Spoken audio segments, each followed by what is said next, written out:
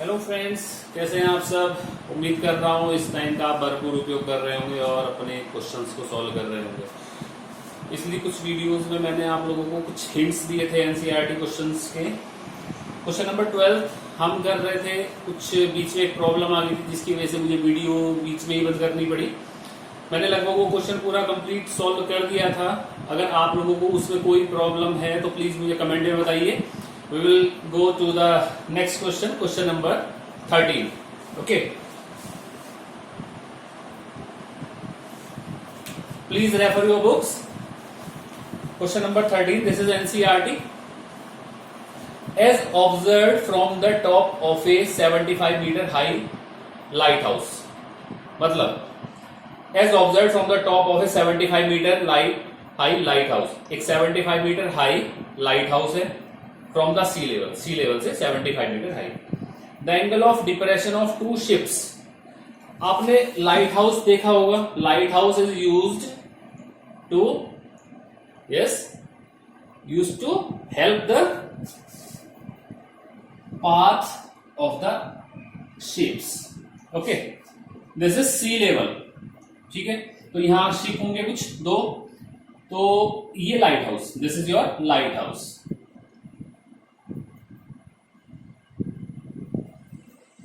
Clear. यहां से ये दो शिप्स को देखता है, तो शिप कहां पर होंगे, यहां पर शिप होंगे। ये देखिए शिप जैसा मैं बना देता हूं, ये शिप हो गया। ठीक है, कहा ये गया है कि उन दो शिप्स का angle of depression is 30 and 45।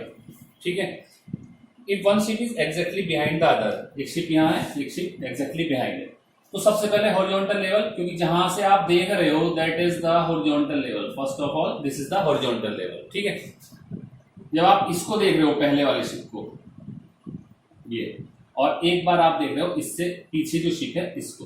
ठीक है, तो angle of depression is 30 and 45। तो what is angle of depression? This is line of site. आप देख रहे हो जिस लाइन पे वो, that is called the line of site. ये इसके लिए और ये इसके लिए। क्लियर। तो what is angle of depression? Angle between horizontal level and line of sight. This is 30 degree. And second angle is 45 degree. तो ये पूरा एंगल होगा हॉरिजॉन्टल लेवल से और लाइन ऑफ साइट का, ये पूरा एंगल इट इज 45 डिग्री। ध्यान रखना इस चीज का। ठीक है, सिंपल। अब दिस इज 45 डिग्री।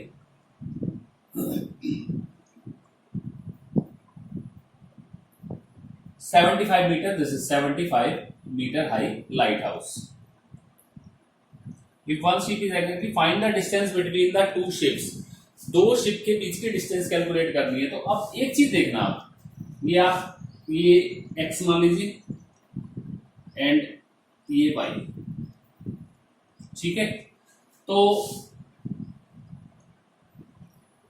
अगर ये वाला एंगल 30 डिग्री होगा तो ये एंगल भी क्या होगा, 30 डिग्री होगा या नहीं होगा। ठीक है, रीजन ऑल्टरनेट इंटीरियर एंगल, ये आप लोग पढ़ चुके हो। तो अगर ये 30 होगा तो ये एंगल 30 होगा, और ये 45 होगा तो ये एंगल 45 होगा। क्लियर। दो ट्रायंगल आपके पास है, कौन कौन से, ए, बी और सी। इसको डी मान लीजिए, डी, बी और सी। दो ट्रायंगल है, tan थीटा का फॉर्मूला लगने वाला है। सेम प्रोसेस शुरू हो जाएगा। In triangle ABC, right angle triangle ही लेना है। एबीसी ये अलग से बना देता हूं। This is the 30 degree, this is 75।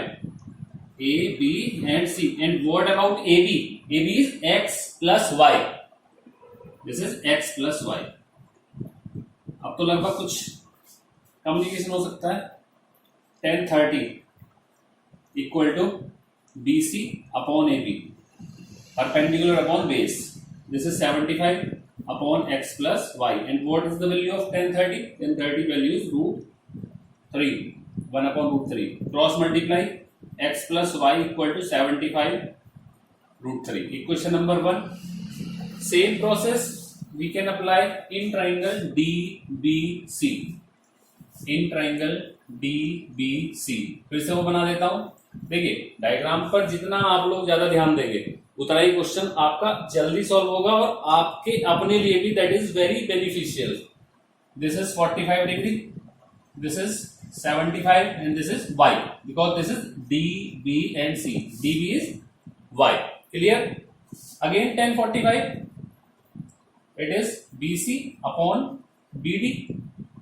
BC is 75 and BD is y. And what is the value of tan 45? It is 1. ये आपको याद करना पड़ेगा। 75 upon y. Then value of y equal to 75. Question number 2. इस y की value उठाओ और equation 1 में पुट कर दो and you will get the value of x. Okay, clear? Screenshot लीजिए। क्वेश्चन नंबर 14 पर आते हैं।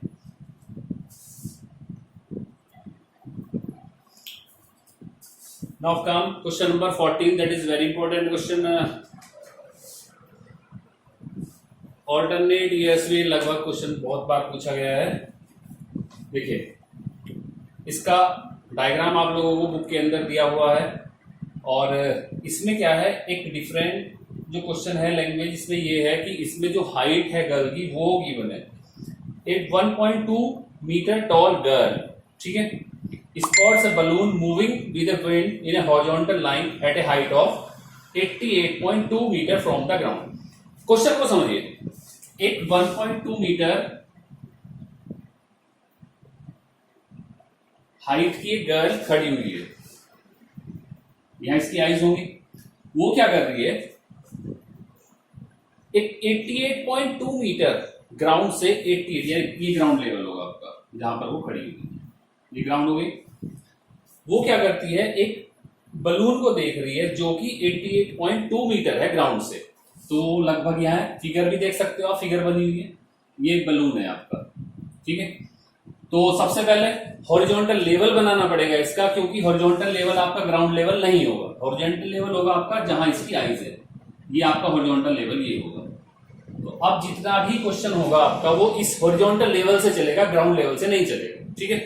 तो ये बलून कितने हाइट पे है, ये 88.2 मीटर हाइट ग्राउंड लेवल से।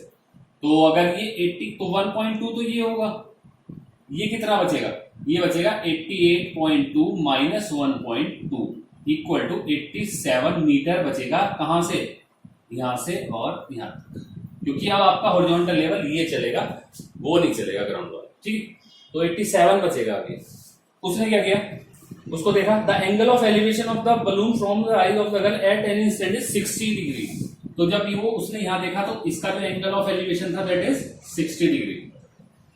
इसमें जो एक मेन पॉइंट है वो यही है कि उसकी हाइट गिवन है, बस और कुछ नहीं है। वो हाइट को आपको क्या सब्ट्रैक्ट करना पड़ेगा। और इसके अलावा जैसे आपने क्वेश्चन नंबर किया था 6, क्वेश्चन नंबर 6 भी सेम था, उसमें भी एक बॉय की हाइट गिवन थी, ठीक है। अब after some time the angle of elevation reduces to 30। तो भाई जब ये इस तरह मूव कर रहा है तो मान लीजिए कुछ देर बाद वो यहां आ गया बलून, अभी भी हाइट तो यही है सेम 87 ही रहेगी हाइट, यानी कि टोटल हाइट 88.2 ही रहने वाली है। वो अभी भी इसको देख रही है, ये देख रही है। तो अब जो एंगल ऑफ एलिवेशन है दैट इज द 30 डिग्री। अब 30 डिग्री है एंगल ऑफ एलिवेशन। तो अब मेरे ख्याल से इसमें कुछ बताने के लिए है नहीं, क्योंकि इसमें सारी चीजें अब क्लियर हो गई होंगी। दो ट्रायंगल आपके पास हैं and you can apply the trigonometrical ratios. Find the distance travelled balloon during the interval. इसमें डिस्टेंस ट्रेवल्ड की बात की है, ठीक है ना। तो डिस्टेंस ट्रेवल मतलब ये वाली, ये डिस्टेंस पूछी है इस बार उसने, ये क्योंकि पहले वो यहां था, ये वाली डिस्टेंस पूछी है, ये कितना डिस्टेंस किया।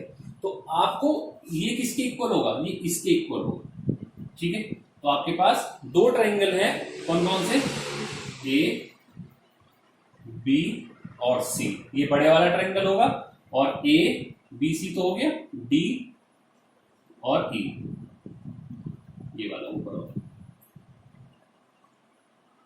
ठीक है। दो ट्रायंगल, दोनों में 10 लगेगा और दोनों में एक ही वैल्यू एक इक्वेशन से कैलकुलेट करेंगे और दूसरे इक्वेशन में पुट कर देंगे। क्लियर है, वो ये वाली वैल्यू आपकी आ जाएगी। इसको आप एज्यूम कर सकते हो x और इसको एज्यूम कर सकते हो y। तो फिर से वही करेंगे, in triangle A B C मैं बना देता हूं। इन ट्रायंगल एबीसी है कौन सा, ABC A B and C, this is 87, ठीक है। उसके बाद दिस इज, ये टोटल ए बी कितना होगा, ए बी होगा x plus Y, X plus Y, पहले जैसा ही जो अभी जस्ट हमने क्वेश्चन किया था वो जस्ट वही क्वेश्चन लगने वाली है। आप ये कर सकते हो 10, this is the 30 degree angle, ठीक है ना। And again in triangle A D E, A D E, ये भी मैं आप लोगों के लिए बना देता हूं, A D and E, it is X and it is also 87, simple, and this angle is 60 degree, again tan 60 equal to 87 upon X, बताने की जरूरत भी नहीं है, सारी चीजें आप कर सकते हो, सारे क्वेश्चन में सेम ही कंडीशन अप्लाई हो रही है, 87 upon x plus y, you can apply any value and you have to find the value of y, distance between the, या distance travelled by the balloon, that is y, okay. तो y, x की value यहाँ put करेंगे, यहां से निकालें और यहाँ पुट कर देंगे तो we can get the value of Y, understand. Screenshot ले लीजिए, we will come to question number 15।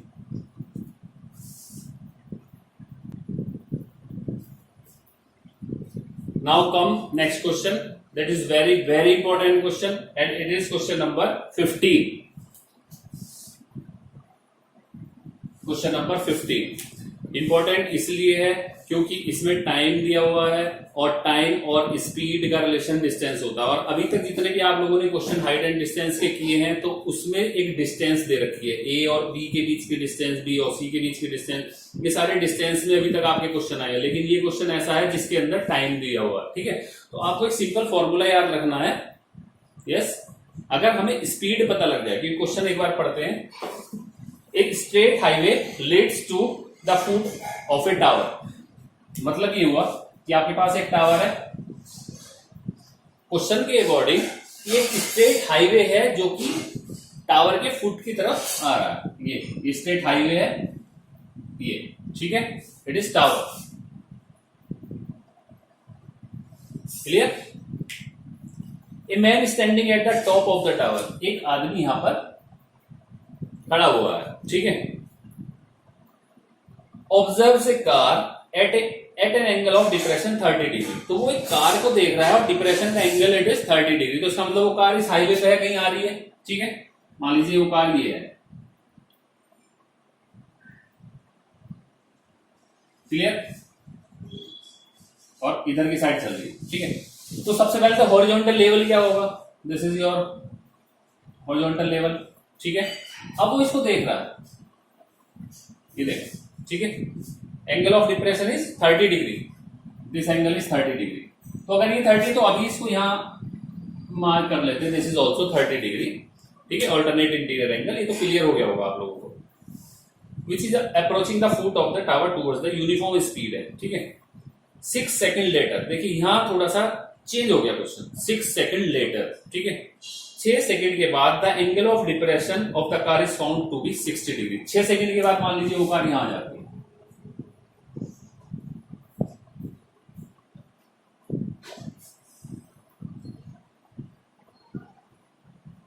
Angle of depression, ये पूरा angle, this is 60 degree, it means this angle is 60 degree, clear. Find the time taken to reach the foot towards the, उसको बताना है कि 6 second तक यहां आया, तो यहां आने में उसको कितना टाइम लगेगा, तो केवल एक डिफरेंस है कि ये डिस्टेंस ना देखिए उसने क्या दिया हुआ, टाइम दिया हुआ, ठीक है। तो आपको इसमें घबराने की या परेशान होने की जरूरत नहीं है कि टाइम दे दिया तो क्या होगा, आप सिंपल इसकी एक यूनिफॉर्म स्पीड बता रखी है, तो यूनिफॉर्म स्पीड को आप एज्यूम कर लो, बस ये करना है उसमें, ठीक है। लेट यूनिफॉर्म स्पीड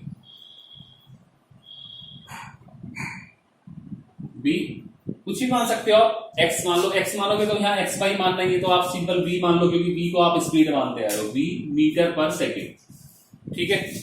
तो v मीटर पर सेकेंड अगर इसकी स्पीड है, ये पॉइंट ए है, ये बी है, ये सी है और ये डी है, ठीक है। तो 6 सेकेंड, ए से बी तक वो 6 सेकेंड में गया था ना, तो कितनी डिस्टेंस ट्रेवल्ड की, ए बी डिस्टेंस कैलकुलेट कर लो बस, A B distance equal to क्या होता है, time into speed, speed into time होता है, स्पीड v है और टाइम 6 है, तो equal to 6v metre, clear. बस ये करना है आप लोगों को, तो अब आपको v की टर्म्स में कैलकुलेशन करनी पड़ेगी और कुछ नहीं है इसके अंदर, इट इज 6v। डिस्टेंस आप कैलकुलेट कर रहे हो, बस आपका क्वेश्चन पुराने क्वेश्चन जैसा बन जाएगा। अब करेंगे क्या, इसको आप x मान लीजिए, ठीक है, और ये टावर, टावर के लिए आप y मान लीजिए, ठीक है। ये सारी चीजें आपके पास हो गई है, ठीक है। बस अब कुछ नहीं करना, सिंपल सॉल्व करना है। वी गेट टू ट्राइंगल्स, कौन कौन से, A C D and B C D, दो ट्राइंगल। वही चीज बार बार जो रिपीट करते चले आ रहे हैं वही चीज सेम लगने वाली है in triangle A C D. Right angle triangle ही लेना है, ध्यान रखना इस चीज का, ठीक है। ए सी डी मैं बना देता हूं एक बार, A C and D, this is y and this is 6v plus x, पूरा ही रहेगा, ठीक है। और दिस 30 डिग्री, क्लियर है। वैल्यूज आप पुट कर सकते हो इजीली, ठीक है। और you have to find the value of x, ठीक है। तो 10 30 equal to y upon 6v plus x। 10 30 की value 1 upon √3 equal to y upon 6v plus x। Cross multiply कर देंगे, 6v plus x equal to y √3, equation number 1। सभी questions में ये करते हैं दोस्तों। नाउ इन ट्राइंगल, एक ट्राइंगल कौन सा, बी सी डी, ये फिर से मैं आप लोगों के लिए बना दे रहा हूं, B C and D, this is x and this is y, this angle is 60 degree. बहुत इजी हो गया, 10 60 equal to y upon x, clear. 10 60 √3 y upon x and y equal to √3x, equation number 2। Put this value of x in equation number 1, put in 1, क्या आएगा, y की value put करनी है, यहां put कर देंगे, क्या आएगा 6v equal to 6v plus x equal to y की वैल्यू √3x into √3, clear. 6v equal to x, 6v plus x equal to √3 and √3 3 होता है, 3x, क्लियर है। कोई डाउट यहां तक नहीं, x को इधर लेके जाओ, माइनस आएगा, क्या आएगा,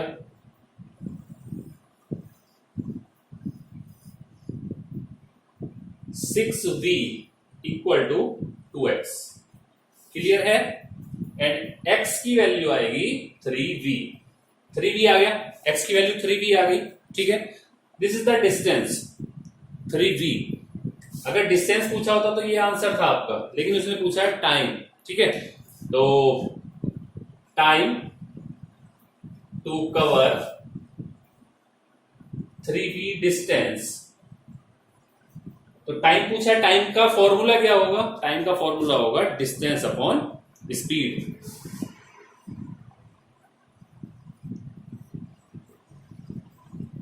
डिस्टेंस क्या है, आइए 3v, and what is the speed, speed आपने एज्यूम क्या किया था, v equal to 3 second, answer statement आ जाएगा लास्ट में। So the time taken by the car to reach the foot of the tower is 3 second, clear है, ठीक है। देखिए अगर नहीं समझ में आता तो एक बार इसको रिवाइज करके देख लीजिए, और समझ में नहीं आ रहा फिर भी तो प्लीज मुझे कमेंट कीजिए, इसका स्क्रीनशॉट लीजिए। नेक्स्ट क्वेश्चन जो कि लास्ट क्वेश्चन है, क्वेश्चन नंबर 16, बहुत इजी क्वेश्चन है। हम अभी आते हैं,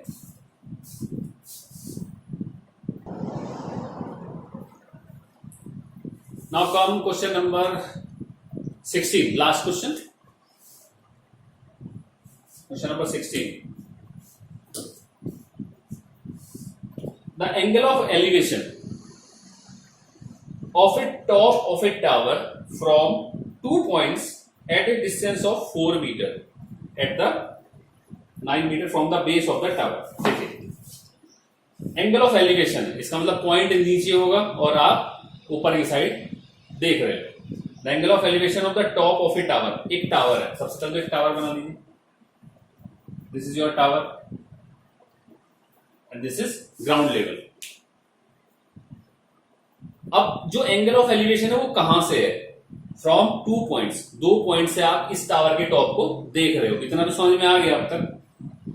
अब वो जो पॉइंट है वो एक तो 4 मीटर है और एक 9 मीटर है from the base of the tower, ठीक है। तो यहीं से इस पॉइंट से एक तो 4 मीटर एक पॉइंट है, दूसरा इसी बेस इसी पॉइंट से 9 मीटर एक पॉइंट है, दिस इज, ठीक है। 2 पॉइंट है, एक 4 मीटर और एक 9 मीटर। अब उसने एंगल ऑफ एलिवेशन की वैल्यू नहीं दे रखी है, उसने कहा है कि जो 2 एंगल ऑफ एलिवेशन है, यानी कि यहां से आप अगर इसको देख रहे हो तो ये वाला एंगल ऑफ एलिवेशन, और जब यहां से आप इसको देख रहे हो तो ये वाला एंगल ऑफ एलिवेशन, ये दोनों कॉम्प्लीमेंट्री है। And you know very well what is the condition of complementary, what are the complementary angles. If the sum of 2 angles is 90 degree then those 2 angles are called complementary angle. तो complementary angle के लिए क्या है, इन दोनों का सम कितना होगा, 90 degree होगा। अगर एक की वैल्यू थीटा है तो दूसरे की वैल्यू क्या होगी, 90 माइनस थीटा। बस ये चीज इसके लिए इसको इंपॉर्टेंट बनाती है, ठीक है, ठीक। क्योंकि कॉम्प्लीमेंट्री का जो डेफिनेशन है वो क्या है, कॉम्प्लीमेंट्री का डेफिनेशन ये है कि अगर 2 एंगल का सम 90 डिग्री होगा तो उन दोनों एंगल्स को क्या कहेंगे, कॉम्प्लीमेंट्री कहेंगे, ठीक है। तो अगर एक को आप थीटा एज्यूम कर रहे हो तो दूसरा क्या होगा, 90 माइनस थीटा होगा। ये चीज आप लोगों को ध्यान रखनी है, नाम रख लीजिए। सारी कंडीशंस वही है, ठीक है। ये 4 है, ये 9 है, इसको आप x मान सकते हो, ठीक है, क्योंकि आपको ये वाली साइड भी लेनी पड़ेगी, ठीक है। वही same 2 condition, 2 triangle, in triangle A C D बना देते हैं अलग। देखिए डायग्राम पर थोड़ा सा ज्यादा ध्यान रख देना। This is 9 and this is x, this angle is 90 minus theta, ठीक है। क्या आएगा, 10 90 minus theta equal to x upon 9, ठीक है। 10 90 माइनस थीटा क्या होता है, दैट इज कॉट थीटा, बस ये ध्यान रखना, x अपॉन 9, ठीक है। Equation number 1। दूसरा ट्राइंगल, और कोई ऑप्शन ही नहीं है इन क्वेश्चंस में कि आपके पास 2 ही ट्राइंगल मिलेंगे। इन ट्राइंगल BCD बना देते हैं एक बार, BC and D, this is 4 and this is x, this is theta, simple लगेगा। tan theta equal to x upon 4, equation number 2, ठीक है। अब ये देखिए tan थीटा और cot थीटा में आपके पास एक रिलेशन होता है, रिलेशन क्या होता है, tan theta equal to 1 upon cot theta, ठीक है। तो इसको क्या करेंगे आप, इसको तो 1 अपॉन tan थीटा कर लीजिए, ठीक है।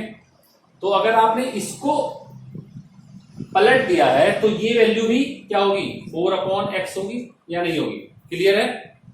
और 1 अपॉन tan थीटा क्या होगा, ये cot थीटा होगा, तो cot theta equal to 4 upon x आएगा, ठीक है। इसको इक्वेशन नंबर 2 मत करिए, इसको करिए इक्वेशन नंबर 2, ठीक है। अब ये देखिए इक्वेशन नंबर 1 किसकी वैल्यू है, cot थीटा की, x अपॉन 9। इक्वेशन नंबर 2 किसकी वैल्यू है, वो भी cot थीटा की। तो दोनों वैल्यूज इक्वल होंगी या नहीं होंगी, फ्रॉम इक्वेशन 1 एंड 2,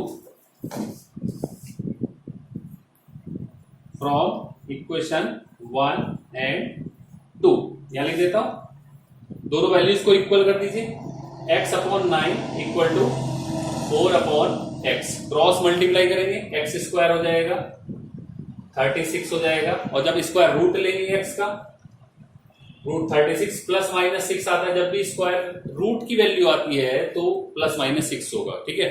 तो माइनस तो पॉसिबल नहीं होगा क्योंकि डिस्टेंस माइनस में नहीं होती है, तो x की वैल्यू क्या आएगी, 6 आएगी। और x क्या है, basically height of the tower, so height of the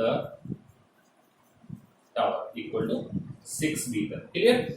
तो देखिए बच्चों, ये कुछ क्वेश्चंस जो थे, मैंने लगभग सभी क्वेश्चंस के आप लोगों को हिंट दिए और सॉल्यूशन। हिंट देने का मतलब ये नहीं, मैंने कुछ क्वेश्चंस आप लोगों के लिए पूरी तरह सॉल्व भी किए हैं जहां मुझे लगा कि आप लोग कहीं कंफ्यूजन आपके अंदर क्रिएट हो सकता है। ठीक है, मैंने कुछ इंपॉर्टेंट क्वेश्चंस भी बताए, प्लीज इनके एग्जाम्पल जरूर कर लेना। और कुछ स्टेटमेंट्स जो मैंने छोड़ दिए हैं प्रेजेंटेशन के हिसाब से, जो आप लोगों को करने हैं। ठीक है, एज्यूम करना, फॉर्मूला अगर आपको याद है तो उसकी वैल्यू बॉक्स के अंदर बंद करना। कुछ प्रेजेंटेशन आपको इसका ध्यान रखना है कि प्रेजेंट बहुत अच्छे से आप अपने एग्जाम में करो और हर क्वेश्चन बना के आओ जितने भी हैं। ठीक है, बाकी मैं आप लोगों के साथ हूं, और अगर कोई आपकी कोई प्रॉब्लम है तो प्लीज मुझे कमेंट में बताइए, मैं सारी प्रॉब्लम्स आप लोगों की सॉल्व करने की कोशिश करूंगा। ठीक है, और अपना प्लीज और सबका ध्यान रखिए, और तब तक के लिए नेक्स्ट वीडियो में आते हैं। तब तक के लिए थैंक यू दोस्तों।